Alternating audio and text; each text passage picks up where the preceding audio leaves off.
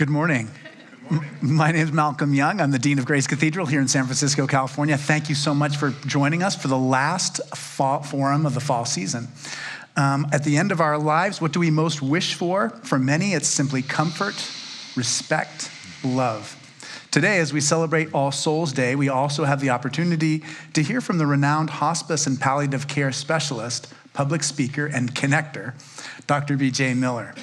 On this day of prayer and remembrance for those we love and see no longer, who better to hear from than this deep thinker about how to create a dignified, graceful end of life?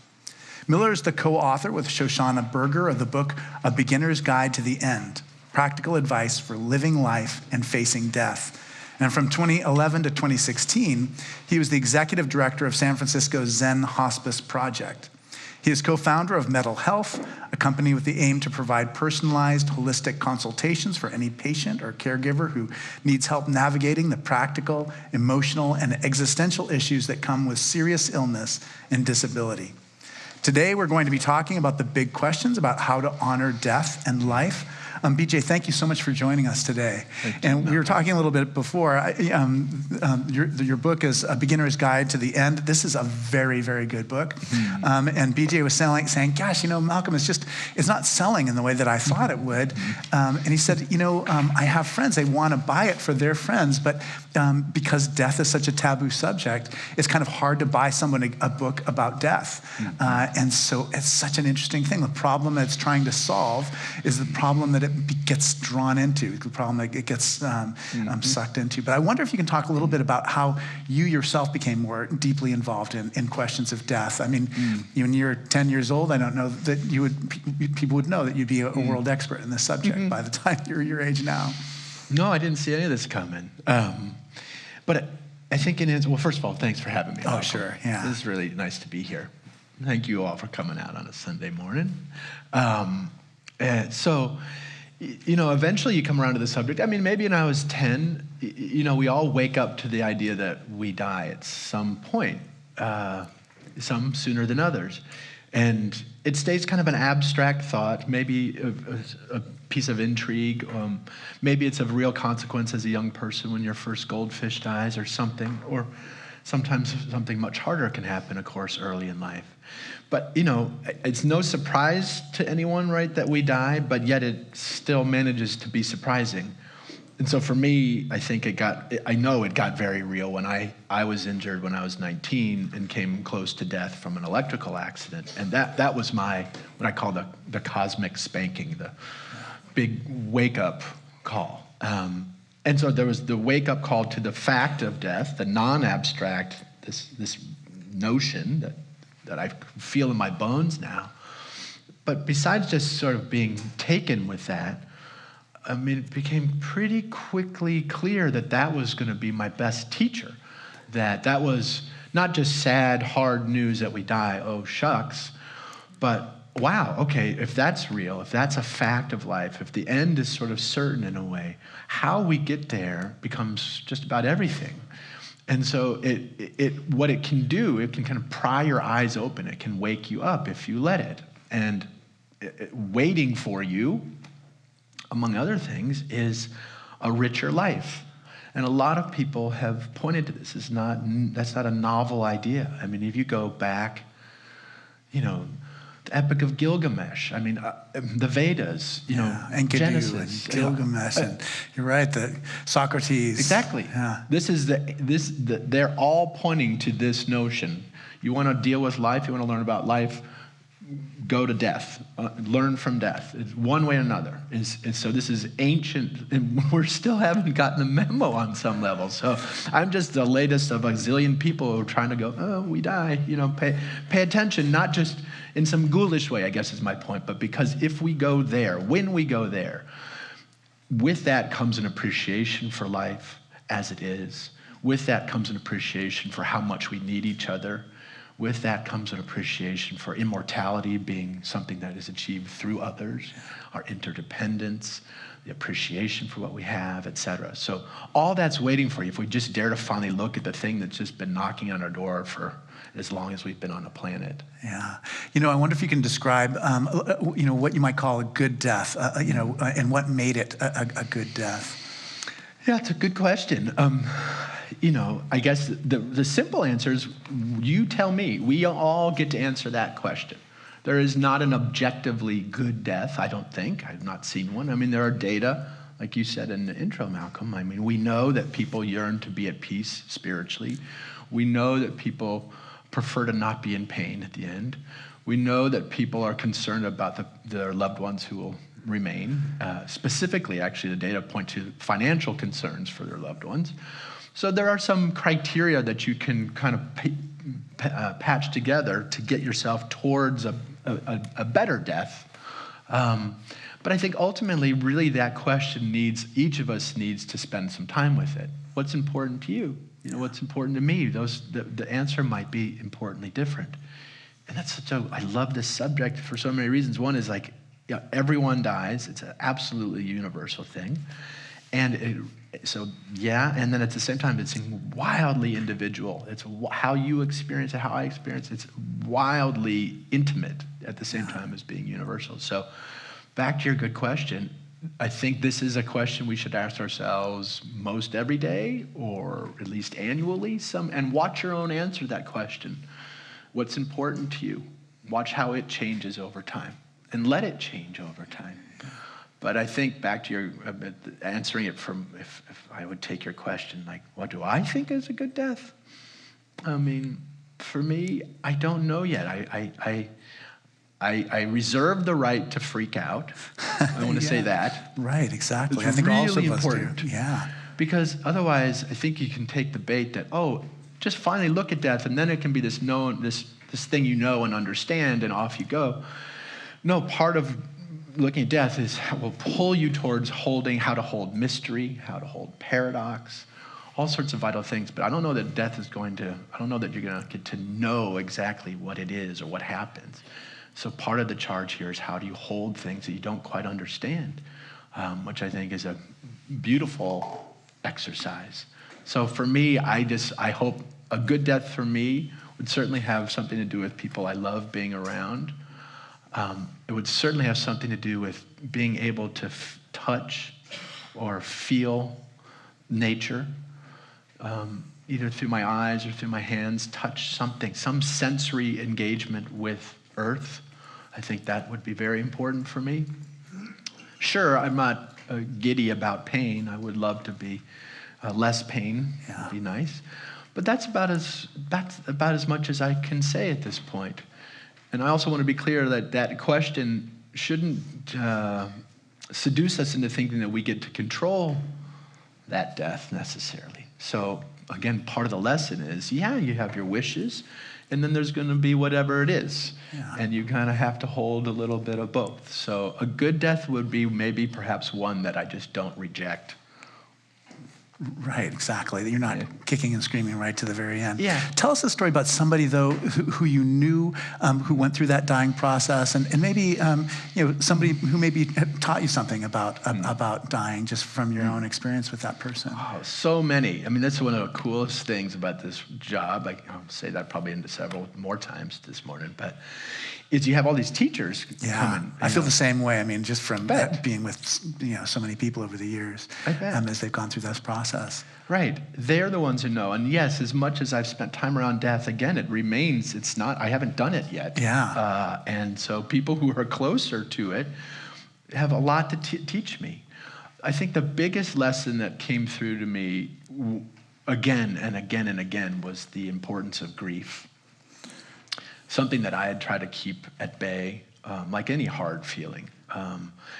And I spent, around various losses in my own life, I spent a fair amount of time keeping grief at bay, thinking that was the better thing to do. Get back on the horse, kind of pick yourself up, all that kind of mythology. I finally got the memo through my patients that grief, not only you can't avoid it, but sort of like this its cousin death, like, not only can you not avoid it, but there's richness in there. Go there. Feel that.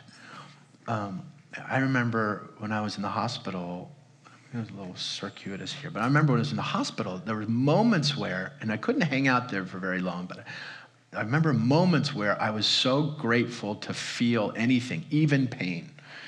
And I didn't bother to discern good from bad, pain from comfort. It was just, am I here? Do I feel anything? Was the basic charge, this sort of, and that, I loved that place. It's different from fetishizing pain, or somehow, I can love my misery a little too much sometimes. I do know that, and I see that in others. But the bottom line there was, can I get to this place where I'm grateful for just about anything? And I've seen that in some of my patients, and they remind me of that potential that we have to feel and to not kick away at our own experience, to find our way to being at peace with reality, to being part of reality, and all that means, and pushing away nothing. So, those are some loose things that I've picked up from a zillion patients, but that paramount of grief, the dialectic, if you really want to know joy, you've got to know grief. Yeah, it's so true. And so true. So that's the one I just keep seeing over and over again. And there are other answers to that question too. We can circle back. There are lots of things that patients have taught. Oh yeah, that's one of my favorite things about the book is the individual stories. So many stories in there, and each one is just, it's kind of a holy experience to meet this person and what their struggles are, and how they've overcome them, and how they've slipped back. Yes. There are so many euphemisms around death, and it seems like people are using euphemisms more to refer to death now than they did like 30 years ago. Mm-hmm. We have a new friend on the Cathedral staff named Louise. I'm like, Louise, here at the Cathedral, we use the word death and dying. We don't say passed away or gone to a better place. But I wonder if you can talk a little bit about the language of death as it's changing, and then just how other cultures experience death and understand death in ways that might be different than ours. Mm-hmm. Yeah, I have there's sort of unnecessary suffering. There's like we just heap it on sometimes with our language. The language that you'll bump into in this country, in the West, very often you'll come across warring, battling their cancer. That kind of talk, I get it. It's sort of, there's a vitality in that, like a warrior. It can marshal energy in you. But if you don't take care to unwind that trick of language, then you're stuck with, well, I'm losing that battle, and now I'm a loser on top of everything else, or I'm a quitter for not, going on to that next chemo thing or whatever. So that's often the language you bump into, and it is sadly short-sighted, because you will lose that battle if you choose to see it as such. And there again, I just don't find being at war with reality a very useful war. And the medical system, late 19th century, we kind of bought into this notion that, if we think hard enough, we work hard enough, we can sort of beat anything. We can outdo nature on all fronts. And it seemed as well we could. Penicillin, infections seemed like they were going to go away. Wow, okay. I get why we got seduced, but 160 years into that approach to sort of medicine and healthcare, the idea that death or suffering could be your enemy and you could vanquish it. Well, I think we got to come around to that. That's just not the way it goes. And what we keep trying to do is divvy up reality. Get away the hard stuff, get that over there, and let me just get the good stuff. And every time you try to separate these things, it's going to bite you. So watching how our language feeds in that division, and you can watch how we cause suffering with our words, with ourselves and to each other. So that's one answer to your question. Or we will obscure it with euphemisms, passing away, gone to a better place. Be very careful with that one if there are kids around. You set folks up, you can set kids up for years of kind of torture. Why did Granny go to a better place without me? And there's a better place in here, and why aren't we there? So euphemisms tend to be a problem. So I'm with you, Malcolm. I think we're doing each other a service these days if we're trying to come to terms and come to peace with our reality. Be direct in our language. And I'll say, we are also cultural animals. We exist in contexts, including cultural ones and linguistic ones. And so, I would say be consistent with how your family, the culture in which you exist speaks of this. I think the idea is to not play into the trickery, but being consistent with your culture, I think that is, and maybe it's culturally specific to call it passing away. That's okay. I don't want to demonize any word particular per way. se. Exactly. It's sort of what are you up to with? What are you trying to do with those conventions? Yeah, and also just to not use them unthinkingly. Yeah. But you're exactly right. We participate in a bigger culture and a language, and we need to be part of that too. Yeah. I can imagine that, over the last 20 years, you've seen a lot of changes in healthcare and how we approach death. I wonder if you can talk about those changes and then other ways that healthcare needs to change going forward. Well, it's been in my career, I finished my final training in 2006 in palliative care and hospice. And in my time, I've watched, palliative care and hospice. First of all, no one knew what palliative care was at all. People had heard of hospice, but did a lot to keep it at bay. Very late referrals. If a doctor referred folks to hospice, it was often in the final hours or days, and that's still very often the case. So it's very late in the game, in part because of all that baggage of quitting, of giving up, and no one wants to do that, so they keep electing more and more treatment just so they're not a quitter. So that landed us in these very short hospice referrals. Palliative care was not understood at all, and just sort of took on the baggage of hospice. Now, I would say more and more people understand that palliative care and hospice are related but different. So I've watched sort of an awakening around that. And just let me say real quick, so palliative care is sort of the interdisciplinary pursuit of quality of life. And if in palliative care, if we're treating any problem, and it's the problem of suffering versus the problem of disease per se. So palliative care puts it in the sort of experiential terms and normalizes it, and you're not always trying to fix people. You're trying to be with people so they suffer less with whatever they're dealing with. That's palliative care. There's nothing in palliative care's definition that says you have to have 6 months or less to live, or et cetera. So palliative care grew up in the 90s out of hospice. Hospice came here from the UK in the 70s. 1982 became the Medicare hospice benefit, and then it became an insurance designation. And that's when it became like 6 months or less. To qualify for hospice, you had to have 6 months or less to live, and you had to give up curative intended care. And that's still the case. So those are your two criteria. And so that's another thing that plays into, well, that's a tough crossroads. Yeah. First of all, we never know when someone has 6 months. And second of all, why would we make you give up trying to treat your illness to get this kind of loving care? So palliative care saw this problem in the hospice benefit. The people working within hospice saw this problem, and also, why do we wait till people are on death's door to be loving them and being honest with them and tending to their experience? So we put all that together, and people were like, well, so that's when palliative care grew up, was named in the 90s, to grow up around the hospice benefit with the same philosophy, but to do away with this sort of time till death. So thank you for indulging that. That's palliative care and hospice. And back to your question, more and more people know that distinction now, and more people might be apt to refer to us because people are suffering unnecessarily for so long. So that's all good news. And on the harder side, I've watched my own field. So a lot of people in hospice and palliative medicine have a sort of countercultural streak. We're very aware of the shortcomings of healthcare and thought that that this mandate of suffering would allow us to upload all sorts of beautiful, wonderful care into the healthcare system, which was otherwise hell-bent on cure or bust. And to some degree, that's been true. But the sadder part, of course, is the machinery, the momentum of healthcare is enormous. It's filled with really beautiful souls, people trying very hard, but as a machine, it's not a very bright machine. It just churns and churns and churns. And what's happened is, a lot to my field, is instead of palliative care helping to flower healthcare has kind of smushed palliative care and reduced it.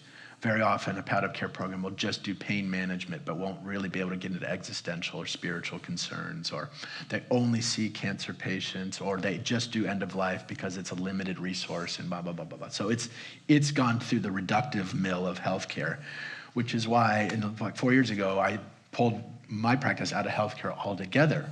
So I don't practice medicine anymore. Yeah. So part of the answer to your question.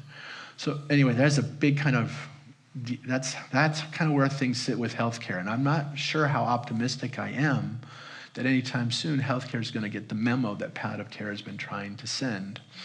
But I do have faith that the aging population, we are all getting older. There's a share of the population is increasingly older, all right? And we're all living with multiple chronic illnesses, things that aren't fixable. So the volume of people who are hanging out in this qualitative space, aware that I'm not going to be fixed, I'm not going to be cured, that number of people is growing. So the consciousness around what it means to be in those shoes is growing. So for my sort of pessimism around healthcare, my optimism around people is growing. And I believe eventually healthcare will be true to the needs of its patients eventually, and things might get better. But I think the cue here is to not wait for healthcare. Yeah, we had a gathering of theologians at the Graduate Theological Union last week, Pacific Coast Theological Society. And we're talking about sociology and religion. We're just talking about the way in which, economic language, economic methodology, economic metaphors, they colonize other fields. So, medicine has its own integrity as a sphere of life, but it's so deeply influenced by politics and economics, and so that is definitely part of the story. But I love, you're right. I mean, we're about to have the baby boomers are about to die together, and yes. And we're all going to learn something as a result of it, and it's going to change society everywhere. Yes, I believe that. So fascinating. That was so helpful. That's a great answer. Thank you very much.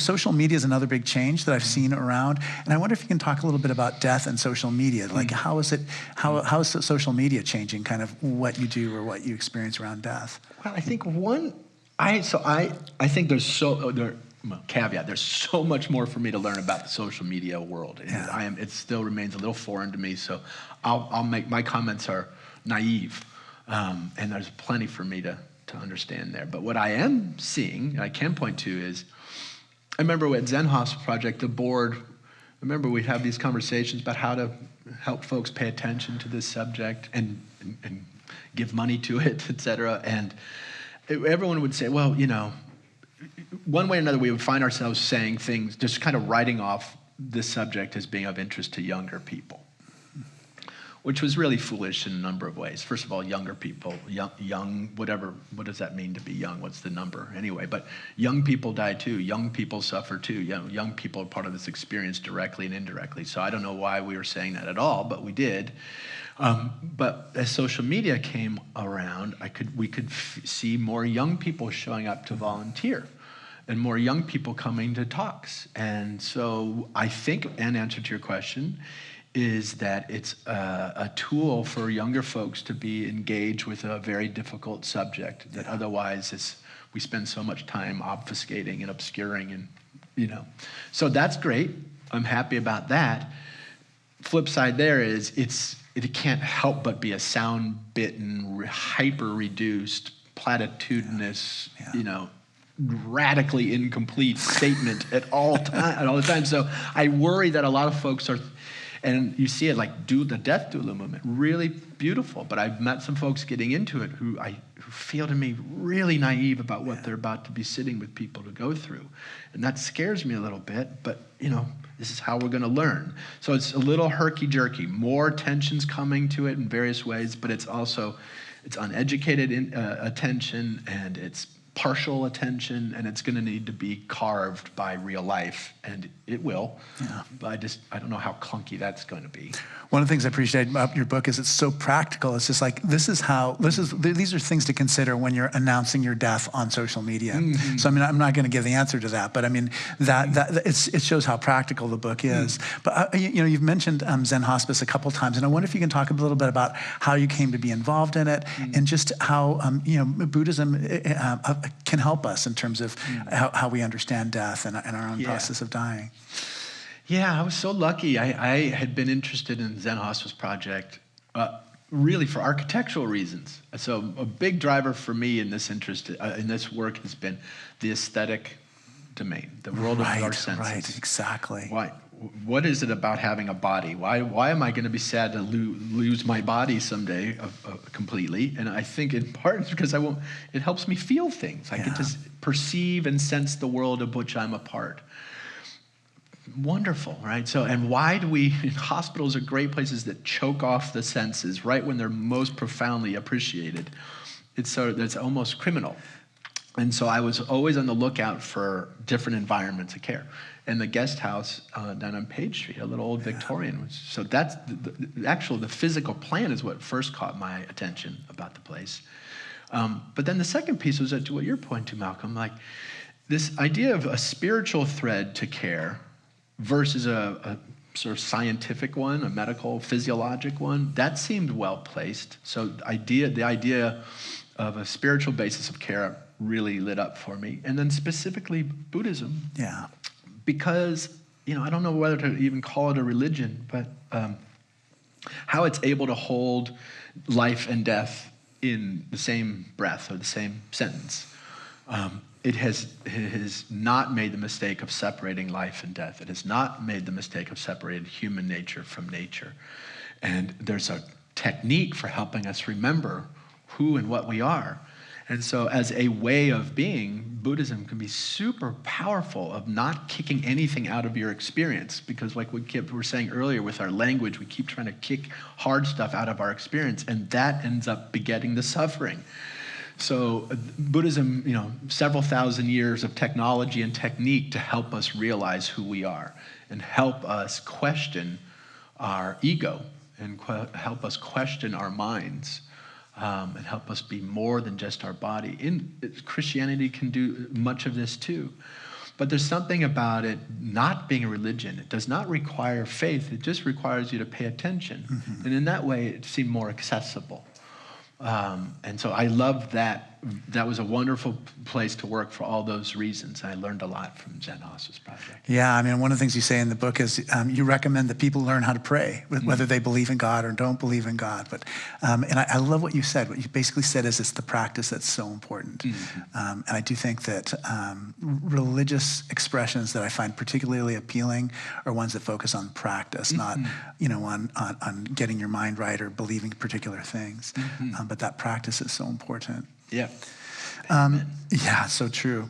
When someone gets a difficult diagnosis, what advice do you have for them as they start to struggle with this? Maybe on the day that they hear about what their future is likely to hold. What advice do you have for them as they're struggling with how to understand their own death?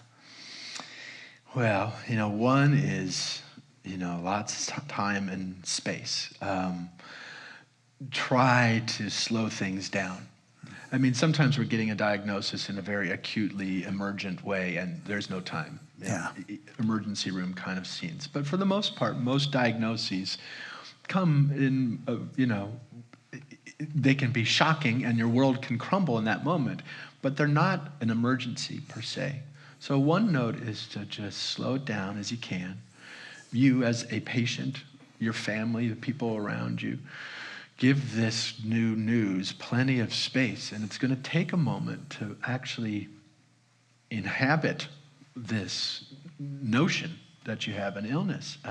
So give it time. There's an alchemy that needs to happen. Things need to, denial is a very powerful, very useful trick of ours. The world life, I think, is just too amazing for us to fathom at every turn, and too horrifying to fathom at every turn too. So of course we trim what the incoming, and denial is a very useful way to trim the incoming a little bit. That's to be worked with, is my point. You don't want to hang out there forever, but I've seen very well-intended people try to smash through denial. And what you're doing is smashing through defenses, and you're smashing through someone's ability to take a moment to get right with themselves in this new reality. So time and space is very key. And patience. And it's going to take a moment at the level of identity, at the level of ego, to see yourself accommodating this new truth. Give yourself that time. And if you're loving someone, try to let them change with the news too. I see a lot of folks, well-intended folks, we hold each other back because we want each other to be recognizable. We want someone to have a constancy to them. But life is super dynamic. It's changing all the time, and I think it's a better place to sort of make peace with that change and move with our reality as it moves. So doing that with yourself and with others means letting yourself change. That's really important, and it's not linear. And it's really, so I'm kind of creeping up on my favorite answer to your question, which is, I've said it already, this talk, it feels to me like sort of a public health crisis, is we've got to learn how to grieve. Just have to learn how to sit with hard things we can't change without darting off or distracting ourselves. That is so much the answer to your question, and whatever helps you do that, I keep pointing to time and space and some loving embrace around you. Those things help for sure. But by and large, find your way to the feelings you're actually having. They won't last that way. You'll get to know parts of yourself new, like, the identity is such a bugger. Like, we think I am BJ, I am a doctor, I am this, I am that. So if you take away my ability to be a doctor, then who am I? Then I'm lost, So holding our identity lightly and playing with it is this thing that's forever in formation. We're always becoming. So work with that and grieve that identity that you're losing. Part of the reason I keep pointing to grief is, you honor that loss. You'll be true to yourself. And you'll also see what you still have. You'll also come to this appreciation for what you still have. And if, I love existential crises. They just take you down to your studs. You thought you knew who you were. Something comes along and wham, like a diagnosis or whatever it is.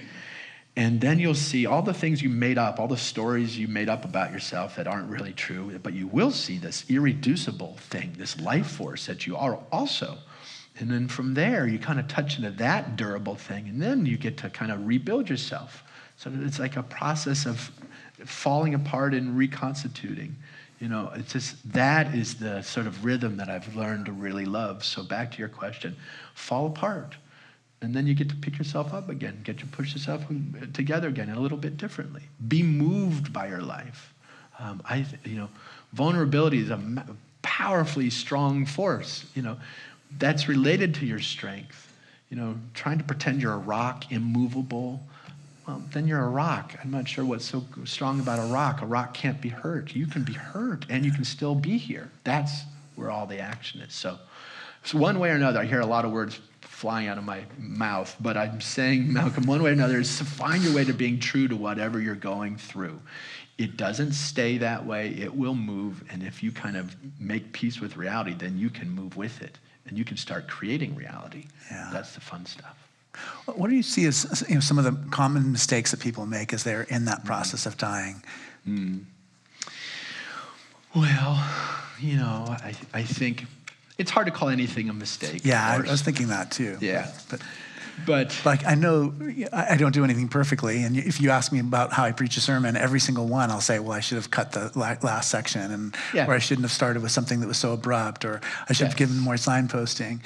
So the sermon wasn't a mistake, but there are ways I could have done it better if I'd. For sure, and I take your point, and it's just the vagaries of language, but I also think it's good for us to caveat too, because I don't want, as we talk about a good death or the way things could go. That is important. This is true. And if we're not careful, we set ourselves up to make death a sort of an achievement or an accomplishment. Oh, he or she, they did their homework and they had a really good death. Right. But Susie over there didn't do her homework. She didn't read this book. No, exactly. She'd only read that. Exactly. To answer your question, buy my book. Right, exactly. In short. Here's your cliff notes. So, right. So, be careful that we won't set ourselves up and each other up for these aspirational moments in life, but also be ready to hold each other when it doesn't go that way. Yeah. So that's a really, really key thing to all of these comments. Sure, aspire into your death. Death can be an achievement. I've learned how to fall a million ways. I love falling now. I'm really proud of that. I think I might find a way to actually really loving death because I love life so much that includes death. Okay, great. And make sure that you don't accidentally castigate the hard stuff, the things that you can't control, that don't call that a failure. But so far, finally, putting all those caveats aside, the mistakes that you do see, well, there's one way to think about that would be along the lines, sort of the clerical work of dying in this world. Do your advance directive, do your will, state your wishes. It's really, really important. It's the most helpful thing you can do for your loved ones. They don't have to guess what's important to you, what you need, or think what you would want, what kind of care you would want. So do that kind of clerical work. It's really, really helpful to the people around you. It's really, really helpful for you to give you a chance to get the kind of care you would want. Just the reason why you need to do an advance directive, guys, is, on one hand, we've been dying as a species for a long time. This is in our bones. You're not going to screw it up. Your body knows how to do this. Okay, so in some ways you don't have to worry about it. In other ways, in the constructed world that we've all put together here with systems, et cetera, well, that's where things get a little more interesting. There's nothing intuitive or natural about a healthcare system, for example, and that is where most of us are going to spend a lot of our time as we head towards death. So an advance directive is really, really key because the default settings in that system of healthcare are just going to forever be do more tubes, more interventions, more. And as long as you have a pulse or a brainwave in the medical world, that's life. So we've got a place where we can prop a body up pretty much indefinitely. And most of us don't want that at the end of your life. So I don't mean to scare you, but the advance directive is sort of a defensive document. You have to find a way to get off that hamster wheel. God, nature will take you off it too, but you can make it a little easier if you state your wishes. So a huge answer to your question is do your advance directives and revisit them routinely. They can be a great conversation starter with your family. So that's one big answer to your question. The way you put it in your book is don't leave a mess. Yeah. Yeah. And as a problem with language, you will leave a mess. Life's messy. Yeah. Just don't, leave more of a mess than you need exactly. to. Exactly. That's the right way of putting it. So that's big. But there's a sort of a more spiritual or intrapersonal part of your question too. The mistake of, it's sort of like your point about the sermon. Like, of course, there's going to be always little regrets, things I might have wished I had done this way or that way. I will think about our talk today. I will spend a good couple of days thinking of all the things I wish. That's part of the deal too.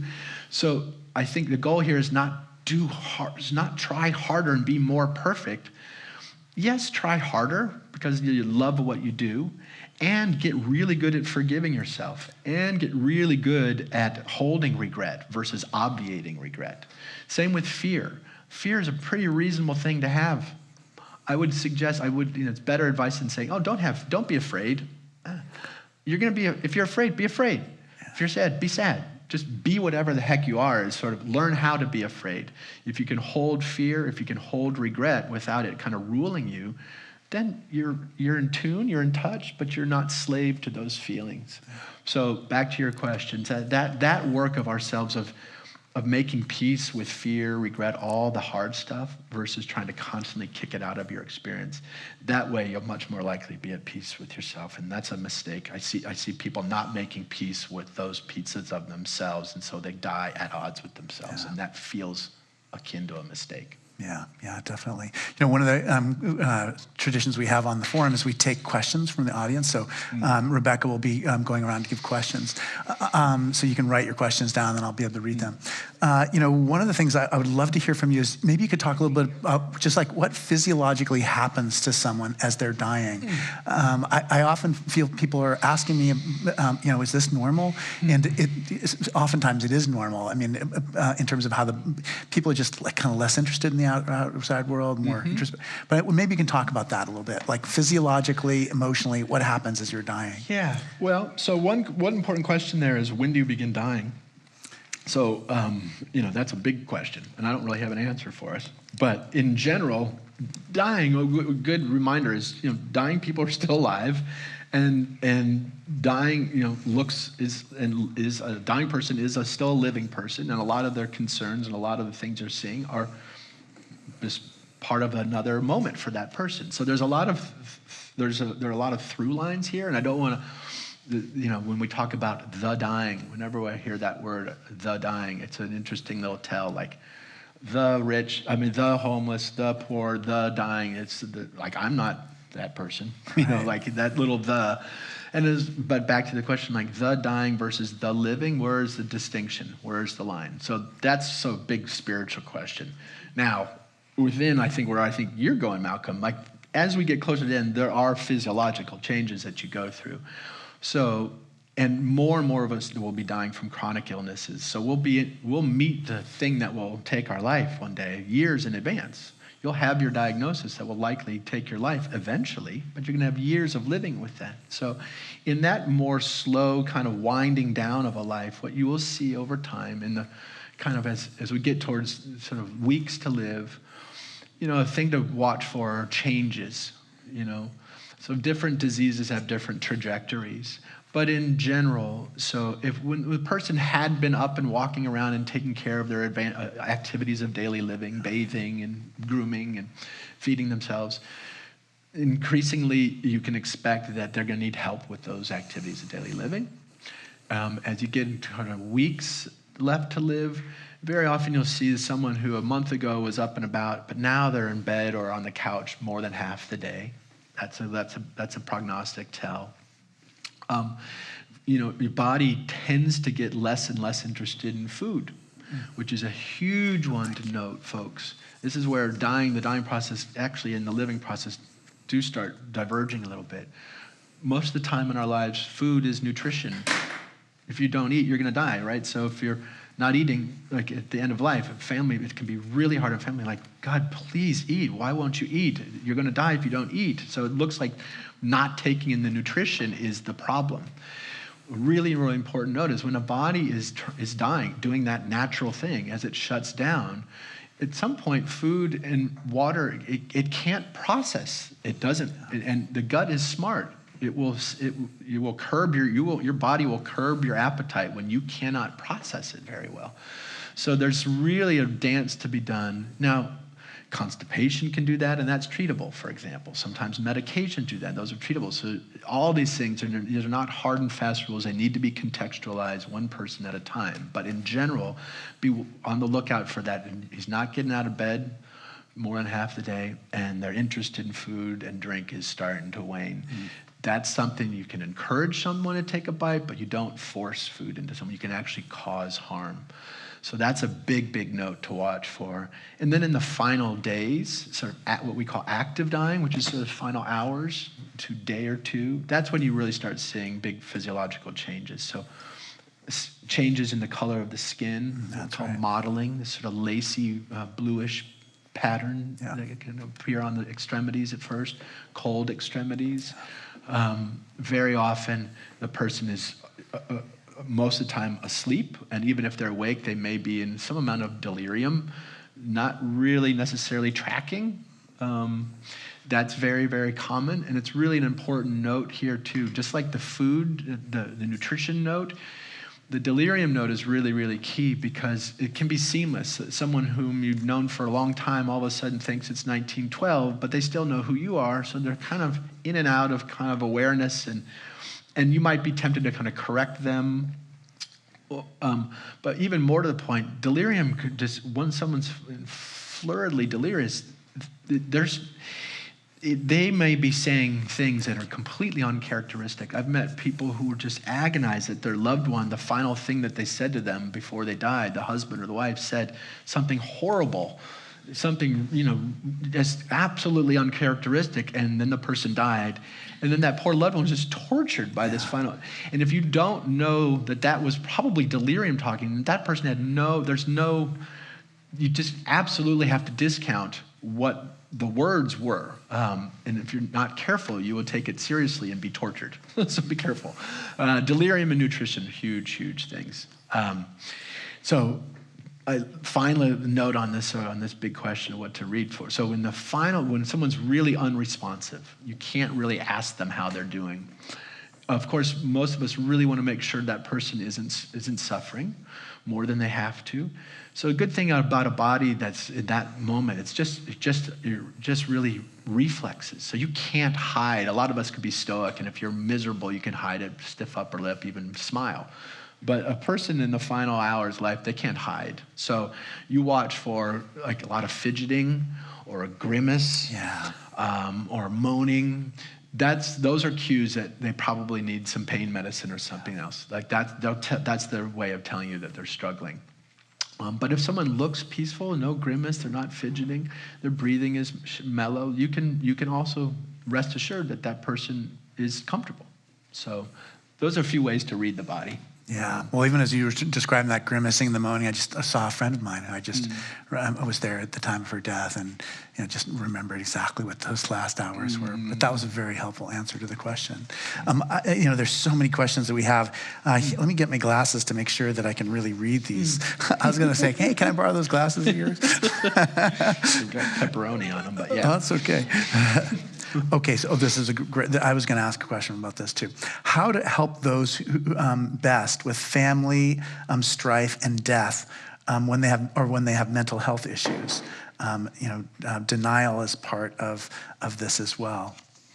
Wait, can you read the question one more time? Yeah. How to help those who are already? How do you help those best with family strife and death? When they have mental health issues? Question mark. Yeah, boy, it can get so hard. And again, remember, a good death is maybe just a real one. I think family dynamics, families are nuts. They're just, and the idea that this sad moment's going to bring everyone together, and, bygones going to be bygones, and everyone's going to show up, and I very rarely see that. That happens, sure. But my point is, just like any other big stressor, those tend to throw gasoline on the fires of discord. And so expect that. That's not just, I don't mean that in a sort of just resign yourself, it's going to be horrible. But it is more mean that family dynamics are going to be family dynamics and they get real charged. And maybe in part because we don't have more conversations like you're hosting here, Malcolm, because we don't think about and say these things out loud, there's a lot of unexpressed, unexamined emotion around this subject, and it comes out in really weird ways. And guilt that's coming out now, guilt that I didn't see mom for a while, or now I'm going to overdo it here and make up for my guilt, and that's a problem of its own. And so, but back to the question, how do you help in the midst of these dynamics? For one is, like we're doing what I mean to be doing with my words here, is normalizing it. This is just how it goes. And if you can, the dying, this is happening to everyone in that person's circle in their own ways, and everyone should have their due. So one way to tend to a family who's at odds with each other, with or without mental health issues, part of it is just holding space for all of it. Yeah. Period, and letting everyone have their feelings, and giving some sort of, time and space to trying to talk it out. So if I, as a palliative care clinician, I would call a family meeting, and ostensibly everyone would be in the same room together, and everyone could voice their feelings and hear themselves out loud, and we could hold that and honor that. And then once that's done, it's much more easy to make decisions and kind of get to the root of the matter. So time and space for the family is important. And just sort of, making sure you don't wish for just the idea that it somehow is a failing if you can't get everyone on the same page. That just may not be possible. So watch where you sort of hang your hat of success in dynamics like that. Yeah, I might add, just as someone who just read the whole book, that there may be ways to not have surprises at the end. So maybe having a conversation about what the will looks like earlier, so because there are going to be surprises when anybody dies. That there are surprises that come up, but you may be able to just head some of those off at the pass a little earlier. Awesome, and that's where a great matriarch or patriarch family who kind of takes who who does their advance directive and says, hey, kids, here are my wishes. This is what I want. And I know you're going to be at odds with each other, but this is like, that can, to your point, Malcolm, that can obviate a lot of problems if the patient or the loved one has made their wishes clear and lets everyone follow that lead. Yeah. So we're definitely in the bonus round now. We've got a lot of questions. So we're a little quicker. No, not at all. These are great answers. Does the Elizabeth Kubler-Ross grief model in her book On Death and Dying still hold up? Is it helpful? I think it holds up as long as you don't make the mistake of that it's a stepwise essentializing process. it. Yes, that it's step one. I go through anger, and I go that it's not that tidy. I think her work was very helpful, just exploding the subject, making sort of seeing grief as essential in this very wild, kind of surreal experience.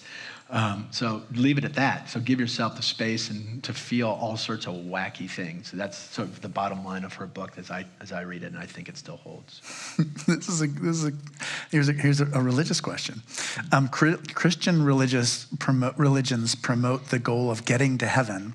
Life is this focus on doing the right things to get there.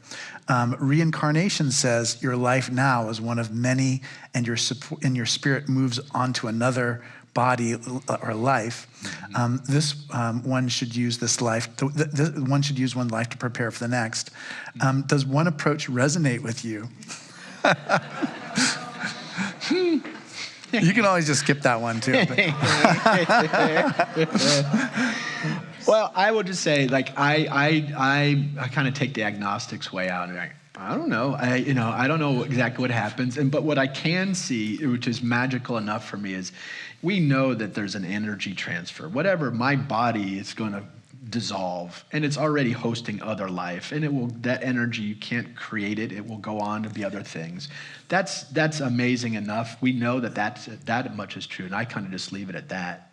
Personally, that's plenty. And then the rest is just making room for things I just don't understand. And so, to me, it all resonates as possible, and it's more fun to see the fanciful things human minds come up with. Yeah, exactly. Exactly. Amazing things. My family and I haven't had great experience with the institutions of palliative care and hospice. Now I would encourage myself and others to feel free to put my foot down and say what is best for me. Do you have any other suggestions? That's beautiful. I would say, the other half of that sentence is I would and also increase my capacity to hear what's best for others. Yeah. It's just, you can get really, let all this work make you really tune in and be a really good listener to yourself and to others. Yeah. Thank you. Please talk about near-death experiences. I experienced this in 2014. After a career in facilitating. Anyway, so near-death experiences. Sorry, this is the bonus round. I got to keep remembering. All in favor. I'm all in favor of near-death experiences. I almost wish them on everybody because, most of us need some reason to pay attention in some next level way. So I almost get giddy. I love existential crises, and not in a sadistic way, I hope. But near-death experiences, most people report them as being really powerfully positive experiences. I'm sure not always, but that's an interesting note. But whatever pulls you a little bit closer to this absolute wild notion that we get to be alive for a little while, whatever pulls you closer to the wildness of that, it's just great. So that's all I can say. Yeah, you have a brief section on psychedelics in the book, which I thought was interesting. One, how do you support the people who are supporting the dying? What is the best way to support them? And two, how do you support someone who doesn't agree with someone's choice to die instead of to, quote unquote, fight cancer? Well, one of the reasons we set up mental health outside of the healthcare system was so that caregivers had a place to reach out to. Because in the health system, in palliative care, we say the unit of care is the patient and their family, but that's a little disingenuous. We can't bill for the family visit, so we can talk about family issues, but in the healthcare, there's really no place for the caregiver. Yeah. So that's one of the reasons why we set up mental health like we did. 60% of our clients are the caregivers, people reaching out. And just the bottom line is that caregiving is a loop. You got to receive the care to give the care. You have to find your way. And be careful of the sort of pathologically altruistic notions, the sacrificial notions of caregiving. So all that is to say, caregivers are having their own experiences, and those are really vital and important part of this whole puzzle. And so we have to find a way to honor those experiences too. It's kind of a non-answer to your question, but I think a bigger answer would take a long time. But was there another question in there? I would also say that your book really does, it is directed towards caregivers Yes. as well as to individuals who are dying. Yeah. I appreciated that very much. One of the questions I had in reading was just, what do you do, when death is more sudden? Because you can deal with the dying person and the caregiver, but in that case, how do you help the caregiver? Yeah. Anyway, and so the other one was, how do you support someone who doesn't agree with someone's choice of fighting cancer, for instance? Yeah, well, I mean, I think the patient, in our system of our sort of bioethics, a patient who's able to think for him or herself still gets to say. So, oftentimes with family members who are at odds, evincing the patient's voice as primary often does the trick, and then people eventually need to kind of come to terms with what that person, that they are the lead.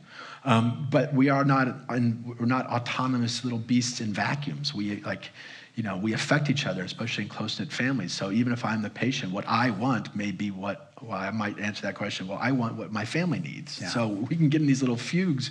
But the bottom line is, if there are folks at odds, let the dying person's wishes kind of hold court to the degree possible. The rest is, again, just honoring the differences, not making anyone out to be wrong. But those are vital experiences. So when those caregivers, those family members go on to have their own death, maybe they've just learned what they want in this situation. But we may not all get to the same page. Let the patient be the tiebreaker. Which parts of the Western culture have alienated us from the more natural cycle of life and death? And two, which cultures and countries now have a better relationship to the end of life? I think, there's so much to study around the anthropology. Oh, Robert, I should talk to you about it. Yeah, we should. But there's a lot of fascination around how various cultures hold this subject. I mean, my understanding of anything I've ever read about any indigenous culture handles death beautifully as part of life. Mm-hmm. It's not this thing that robs us of life. It's one and the same. So I think you start getting in trouble with the sort of industrialized countries and cultures that have sort of segmented our experience. I think indigenous culture is a great place to learn much more about this subject. I think older cultures in the East, Buddhist-driven cultures, I think this has been part of their work. Scandinavian countries have done this relatively well from the social order. But honestly, this is something I would love to study more. There's just much more than I'm able to speak to. I just don't know enough. Yeah, I can't wait. You'll come back with your next book on it. All right. Have you traveled to or immersed yourself in a country culture where grief is done well, where grief is practiced in a communal and satisfying way? No, I need to travel more. I imagine that there are many places where grief is just done publicly, whether it's through a temple or an altar or through some moment of silence or some way to mark it. Because one of the crazy-making things in grief, you walk around in our country and there's no sign, there's no place that's holding your pain, so you feel crazy and alone. When you're going through one of the most uniting characteristic sort of experiences that have ever joined humans. The suffering that we go through, grief, is a powerful linking force, but we've disconnected ourselves from it. So we weirdly feel lost before the thing that would be the great unifier. That Requiem service today at 11 is going to be absolutely stunning. The music, the full orchestra, and you're right, it's about public recognition and experience of death and loss. As the baby boomers age, do you believe the USA will change its view on euthanasia? Yeah, it's already happening. So what used to be called physician-assisted suicide. Oregon was the first state in 1997 to make sort of right-to-die laws on the books. Death with dignity, it's often referred to. And so now I think there are a dozen states with laws on the books that allow for hastening of one's death within the context of terminal illness. So that approach, the American version of euthanasia, which is different from euthanasia technically, like in this country, the most you could do would be a doctor could give you a prescription as a terminally ill person who wants to hasten their own death. And then it's up to you as the patient to take that out your own. No one's going to inject you. No one's going to end your life per se. There's that In this country, we keep that a little bit of arm's length around it. So just a little caveat around the word euthanasia. But those laws are progressing slowly but surely. It's grown since the 90s. Now, again, like a dozen states have this, including California. There are problems with those laws. They are imperfect, and we could talk about that if it's helpful. But in answer to that question, I do think increasingly we're going to see ways to hasten our own death has become increasingly normal. All right. Thank you, B.J. Miller. The first thing I would like to say is I came from Portugal to hear you. In your opinion, why today do people prefer to die with opioids rather than while they're conscious? Is the spiritual path the part of life we're not taking care of? How can we enlighten the palliative care nowadays, and how can we offer it out of the healthcare services? I'm looking for it, and how can I be part of that chance? Wow, amazing. Well, can you read the first sentence of the... In your opinion, why today do people prefer to die with opioids rather than as they're conscious? Well, to take that on face, first of all, thanks for coming so far. I know. I'm wonderful to have you all the way from Portugal. That's amazing. It's a big, long commute. Yeah, amazing. So, wait, no, what was the question again? So opioids. Opioids. Yeah, being conscious while you're dying. Yeah, well, see, this is the problem. I mean, a couple things to say. I think a lot of folks just don't want to be conscious for a lot of the hard parts of life, including death. And I'm not here to judge and say that that's wrong. I numb out in all sorts of ways too. But boy, in your final moments of life, it's sort of a wonder, like, these are the last things you're going to see. It might be nice to actually see them on some level. I mean, it does feel like a shortcoming to just head right for sedation. And, I mean, the shortcoming insofar as you, the patient, are going to be missing out on your own experience and the last experience you have, as far as I know. So there is a little bit of sort of one flavor to the question. But the truth is, as we said earlier, delirium, in a word, is very, very common. So pain, uncontrolled pain, can send you into delirium. So the goal of being conscious is as conscious as possible. So, and sometimes treating the pain with an opiate, judiciously, is the very important thing to do to keep you conscious. So it's not as easy as saying opiates bad, consciousness good. It's much more, there's a subtler interplay going on there. So I would say don't throw opiates out of bed altogether. They can be extremely helpful. But it's a very great question that you should ask yourself and loved ones, like, how awake do you want to be in this experience? And it's perfectly fine to say, I've had enough, I've seen enough, put me to sleep. I'm happy to do that as long as that person, it's actually what they really want me to do. Yeah. We still have more questions, but unfortunately, I've got to go. Oh, yeah, right. You know, things end. My dad's car is pretty full for today, but what a joy it is to see you. I've got a few announcements that I'm going to read, but I got so much out of reading your book, and I think so many people are going to benefit from it over the years, and we certainly did, and we're grateful for your work. I mean, it's just there's so many different horizons of human importance. We're grateful that people like you are helping us to understand death better. Thank you, Malcolm. Yeah. Thank you, guys. Thank you very much.